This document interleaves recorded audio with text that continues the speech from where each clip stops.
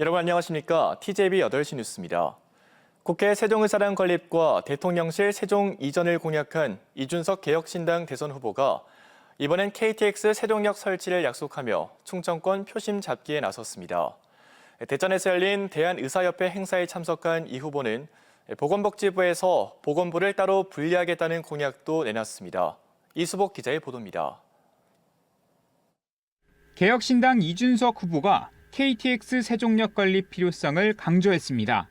행정중심지 세종과 경제중심지 서울의 이동 시간을 1시간 이내로 단축시켜 지역 발전을 앞당기겠다는 겁니다.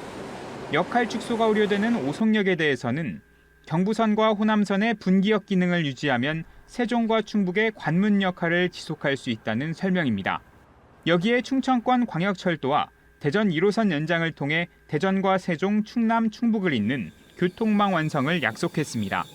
KTX 세종역 설치에도 동의하고 충청권 광역철도 확대 그리고 또 1호선 연장까지도 다각적으로 검토해서 대전 그리고 세종, 충남, 충북이 충분히 연계될 수 있는 그런. 이 후보는 국회 세종의사당과 세종집무실을 국가상징구역인 S1 생활권에 배치해 세종을 명실상부한 정치의 중심지로 완성하겠다는 구상도 강조했습니다. 같은 공간 안에 많은 공간을 공유하면서 설계된 새로운 의사당 집무실 공간은 저는 충분히 대한민국 전체의 문화 변화를 가져올 수 있는 공간이다.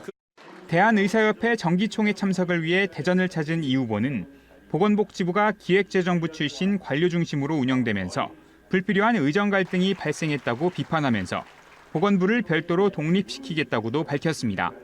이 후보가 충청 관련 공약을 쏟아내며 지역 민심 확보에 나선 가운데 내일은 한동훈 국민의힘 경선 후보가 대전과 아산, 청주 등을 방문해 충청권 공약을 발표합니다. TJB 이수복입니다.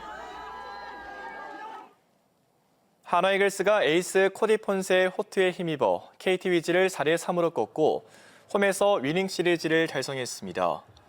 선발 투수 폰세는 7이닝 동안 안타 3개만 허용하며 팀 승리를 이끌었고 한화는 9회 KT의 3점 추격을 허용하며 위기를 맞았지만 추가 실점 없이 4대3으로 경기를 마무리했습니다.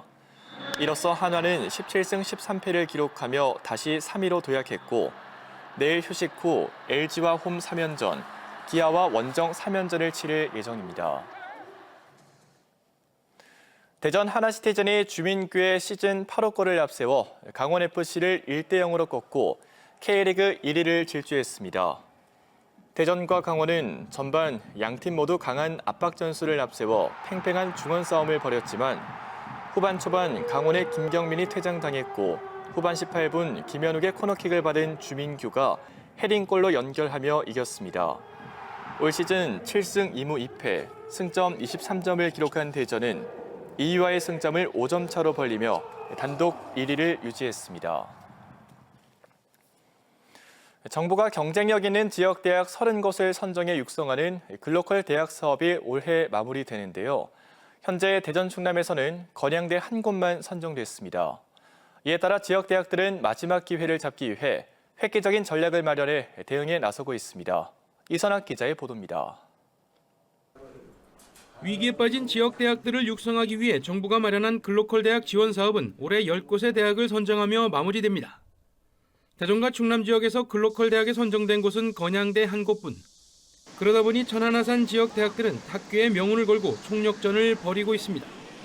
지난해까지 2차례나 글로컬 대학 예비지정 명단에 올랐던 아산 순천향대학교는 의학과 공학 융합 모델을 내세워 재도전합니다.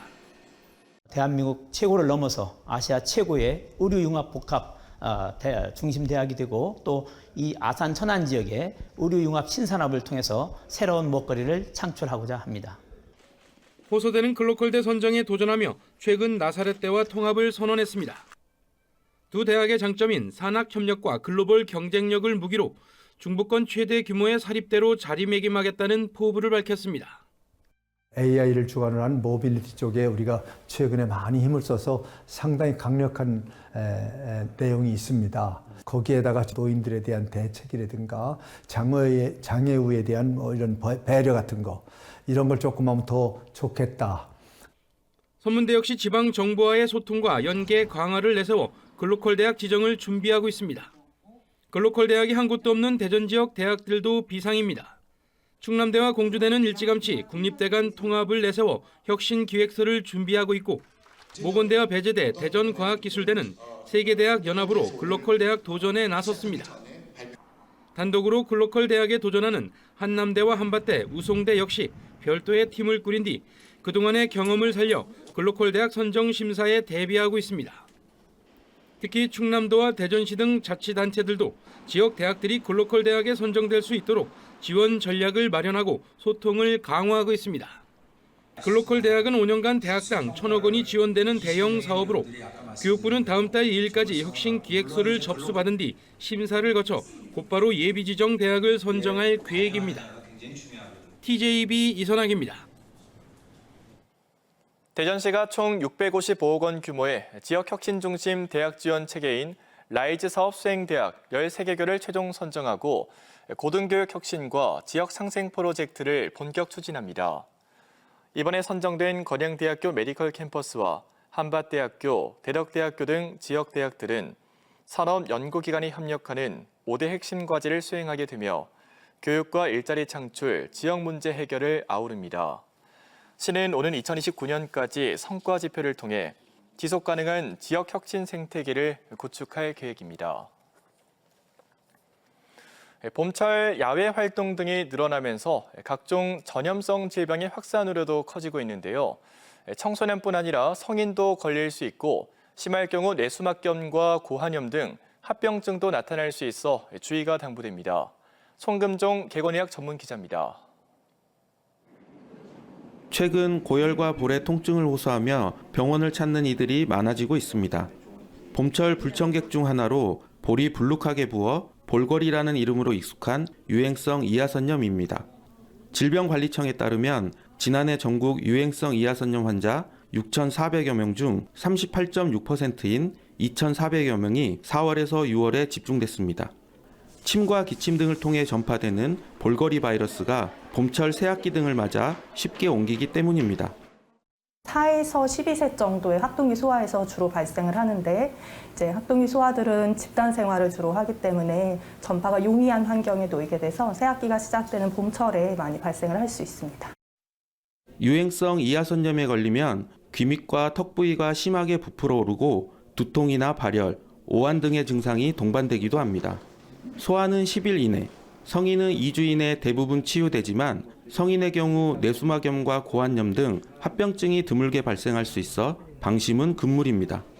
통증을 완화하기 위해 진통제를 복용할 수 있지만 치료를 위해서는 충분한 수분을 섭취하고 휴식을 잘 취하는 것이 중요합니다. 진통이 너무 심하다면 진통제를 복용을 할 수가 있고 충분한 휴식과 안정을 취해 주셔야 합니다. 그리고 합병증으로 뇌수막염이나 청력저하 같은 것들이 발생을 할 수 있기 때문에 이제 그런 증상이 있을 때는 반드시 병원에 내원을 해 주셔야겠습니다. 무엇보다 가장 효과적인 예방법은 예방접종인데 어릴 적 예방접종을 맞은 성인이라도 대학과 군대 등 새로운 환경에 가거나 해외여행을 간다면 추가 접종하는 것도 좋습니다. 볼거리는 비말로 전염되는 바이러스성 질환인 만큼 손 씻기와 기침 예절, 마스크 착용 등의 개인위생 수칙을 준수하는 것도 예방에 큰 도움이 될 수 있습니다. TJB 닥터리포트 송금종입니다.